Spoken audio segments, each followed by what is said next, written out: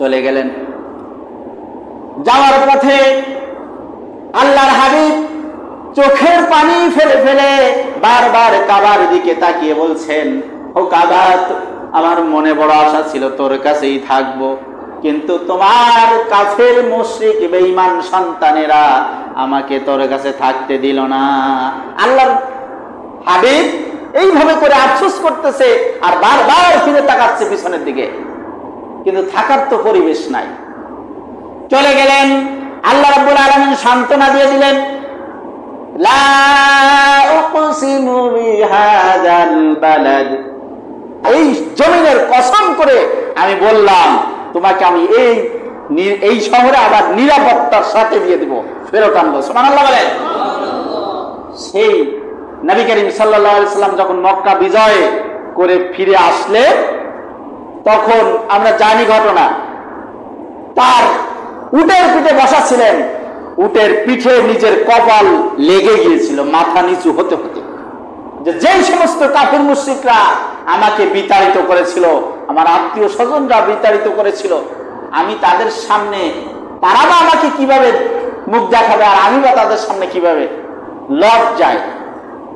নবী করিম সাল্লাল্লাহু আলাইহি সাল্লাম এসে সাধারণ ক্ষমা করে দিলেন, বলে দিলেন, লা তাসরিবা আলাইকুমুল ইয়াউম, আজকে তোমাদের জন্য আমার কোনো প্রতিশোধ নাই, তোমরা আমাকে তাড়িয়ে দিয়েছিলে, তা নিয়ে আমার কোনো দুঃখ আক্ষেপ কষ্ট নাই, আজকে তোমাদের সাধারণ ক্ষমা। আল্লাহ রাব্বুল আলামিন তাই বলতেছেন, ইযা জাআ নাসরুল্লাহি ওয়াল ফাত ওয়া রাআইতান নাসা ইয়াদখুলুনা ফি দীনিল্লাহি আফওয়াজা। হে নবী, আপনি দেখবেন যখন বিজয় আসবে, ওরা দলে দলে সব কাফের মুশরিক ঝাঁকে ঝাঁকে দলে দলে ইসলাম গ্রহণ করবে। সুবহানাল্লাহ বলেন। যেই সমস্ত কাফের মুশরিক বিরোধিতা করেছিল, যেই সমস্ত কাফের মুশরিকরা অন্যায় অত্যাচার করেছিল, তারাও শেষ পর্যন্ত ইসলামের ছায়াতলে আসা শুরু করলো। মক্কা বিজয় হয়েছে শুনে এক বুড়িমা পালানোর জন্য চেষ্টা করতেছেন, বৃদ্ধা মানুষ চলতে পারে না। মানুষ যখন এক এলাকা থেকে অন্য এলাকায় চলে যায়, তখন তার ঠোলাঠালি গাট্টি করতে থাকে কিনা বেশি করে, বড় বোঝা নিয়ে তো যেতে পারে না। ইতিমধ্যে দেখে একজন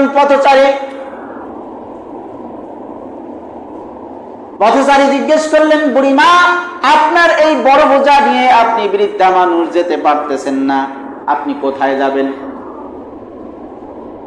ওই বৃদ্ধা বলতেছে, শুনেছি আব্দুল্লাহর পুত্র মুহাম্মদ দেশে এসেছে, না জানি কখন সামনে পড়ে যায়, সামনে পড়লে তো আমাদের হত্যা করে ফেলবে, মেরে ফেলবে, কারণ আমরা তার সাথে যে আচরণগুলো করেছিলাম, দেশ থেকে তাড়িয়ে দিয়েছিলাম।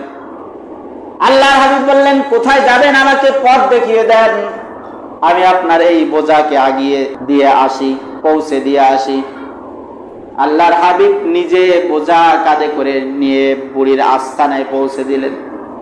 সেখানে যে দেখে বুড়ির গোত্রের অন্যান্য লোকজন, যারা তাদের দেখে তো চোখ ছানা বড় হয়ে গেছে, বলছে, আমরা যার ভয়ে এই জায়গায় পলায়ন করে দেশ ছেড়ে চলে এসেছি, সেই শত্রুকে আমাদের আস্তানায় কেন নিয়ে এসেছো? আমাদের তো আর মনে হয় উপায় নাই। বুড়িমা শুনে বললেন, কি বলো তোমরা? যার ভয়ে আমি এই পর্যন্ত এসেছি, আর যিনি আমাকে বোঝা বহন করে করে এই পর্যন্ত নিয়ে এসেছে, সেই ব্যক্তি যদি আব্দুল্লাহর পুত্র মুহাম্মদ হয়, তাহলে তোমরা এতদিন যা কিছু বলেছ না কেন, কোনো কথাই আমি সত্য বলে গ্রহণ করতে পারলাম না। এই আচরণ যদি একজন মানুষের হয়, সে তো সাধারণ মানুষ নয়। সুতরাং আমি আর তোমাদের কথার উপর বিশ্বাস রাখতে পারলাম না। এই পথচারী আমার সাথে যে আচরণ করেছে, আমার দৃঢ় বিশ্বাস ইনি কোনো সাধারণ মানুষ হতে পারে না, ইনি অবশ্যই আল্লাহ রাব্বুল আলামিনের প্রেরিত কোনো মহান ব্যক্তি। আমি পড়ে নিতেছি, আশহাদু আল্লা ইলাহা ইল্লাল্লাহু ওয়াহদাহু লা শারীকা লাহু ওয়া আশহাদু আন্না মুহাম্মাদান আবদুহু ওয়া রাসূলুহু। বুড়ি এবং তার গোত্রের অনেকেই ইসলাম গ্রহণ সঙ্গে সঙ্গে গ্রহণ করলেন। সুবহানাল্লাহি ওয়া বিহামদিহি। আল্লাহ রাব্বুল আলামিন এই জন্য বলতেছেন যে বিজয় যখন আসবে তোমার আচরণগুলি যেন নমনীয় হয়, তোমার আচরণগুলি যেন ভদ্রতা সমতুল্য হয়, ভদ্রতামূলক হয়, তোমার আচরণ যেন দাম্ভিকতা অহংকারী না হয়ে যায়। আমাদের সমাজের ব্যাপারটা কিরকম, ক্ষমতা যদি পায় আর কাউরে তো আক্কাও করি না, কি অন্যায় কি ন্যায় হিসাব করার সময় নাই।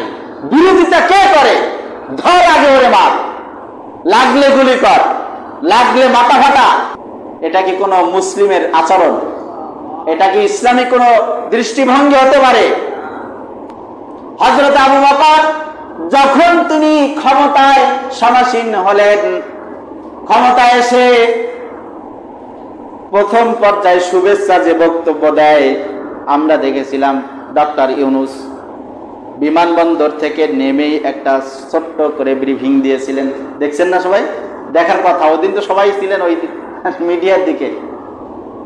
তিনি 8 মিনিট কয় সেকেন্ডের একটা বক্তব্য দিয়েছিলেন। এইটা হলো শুভেচ্ছা বক্তব্য। এই শুভেচ্ছা বক্তব্যে হযরতে আবু বকর রাদিয়াল্লাহু তাআলা আনহু ভাষণ দিতে গিয়ে শুরু করলেন, হে আমার বন্ধুগণ, হে আমার সামনে উপবিষ্ট যারা আছো, ও আমার সাথীগণ, আমি আপনাদের শাসক নয়, বরং আমি আপনাদের একজন খাদেম হিসেবে দায়িত্ব পেয়েছি। আপনাদের জনসাধারণের খেদমত করার জন্য আমাকে দায়িত্ব দেওয়া হয়েছে। সুতরাং আমি আমার দায়িত্ব পালন করতে গিয়ে যদি কোনো ত্রুটি, যদি কোনো বিচ্যুতি হয়, যদি কোনো দাম্ভিকতা আপনারা আমার মধ্যে প্রকাশ পেয়ে যান, যদি কোনো অন্যায় অবিচার আমার মধ্যে দেখতে পান, সঙ্গে সঙ্গে আমাকে বাধা দিবেন, আমাকে বাধা দিবেন, আমাকে ধরিয়ে দিবেন। কিন্তু আমার সমাজ বর্তমান বিশ্বের দিকে তাকালে দেখা যায় এই আচরণগুলো কি আছে? বড় যা তো তাই, যা বলেছি তাই, এরপরে কোনো কথা নাই। যদি কেউ কথা বলতে যায় তার কিন্তু অবস্থা কেরাসিন। আমাদের বিগত কয়েক বছরের ঘটনা আমরা যদি উল্লেখ করি, যে ভয়াবহ অবস্থা হয়েছিল, আমার কথাই বলি, আমি একাধারে বাড়িতে ঘুমানোর সুযোগ হয় নাই। আজকে ওর ঘেরে, কালকে ওর বাগানে, পশু ওর নারকেল গাছের তলে। কেন? অপরাধ কি? অপরাধ হলো কি? চুরি করছি, না কারো জায়গা দখল দিছি, না কারো সম্পদ নিয়ে ভেঙে গেছি, কোনো কিছু না। অপরাধ ছিল শুধুমাত্র এই লেবাস সুরত কেন রাখি, ইসলামের কথা কেন বলি। আল্লামা দেলোয়ার হোসেন সাইদির কথা আপনারা জানেন, শুনেছেন। আবার কেউ মনে করেন না রাজনীতি শুরু করে দিচ্ছে। রাজনীতি না, রাসূল কারীম সাল্লাল্লাহু আলাইহি ওয়াসাল্লামের রাষ্ট্রনীতি, এটাকে যদি কেউ মনে করেন যে এই মসজিদে রাজনীতি শুরু, এটা রাজনীতি নয়। এই নীতি, এটা হচ্ছে রাসূলের নীতি। রাষ্ট্রনায়ক রাসূল ছিলেন না? ছিলেন কিনা? আর এই জায়গায় যদি কারো মাথায় ভাইরাস ঢোকে, বুঝতে হবে আর ঈমান নাই। আগে বুঝতে হবে কথা। মুসলিম, আমি আগে মনে হয় বলেছিলাম যে জন্মসূত্রে মুসলিম হওয়া যায়, আদমশুমারিতে নাম থাকতে পারে, কিন্তু আপনার আমার মুসলমানিত্বের পরিচয় যদি দিতে হয় আল্লাহর কাছে, তাহলে এটাকে গ্রহণ করতে হবে। সন্দেহ আছে? সন্দেহ থাকলে বিপদ আছে। সন্দেহ থাকলে বিপদ আছে। কারণ আল্লাহ বলছে কি, যালিকাল কিতাবু লা রাইবা ফীহি হুদাল লিল মুত্তাকিন।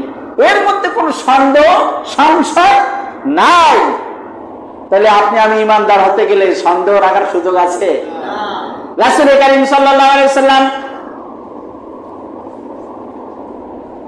মক্কা বিজয় হওয়ার পরে যখন তিনি সাধারণ ক্ষমা করে দিলেন 5টা ব্যক্তিকে বাদ দিয়ে, বললেন এই 5 জন ব্যক্তিকে ক্ষমা করা হবে না আপাতত।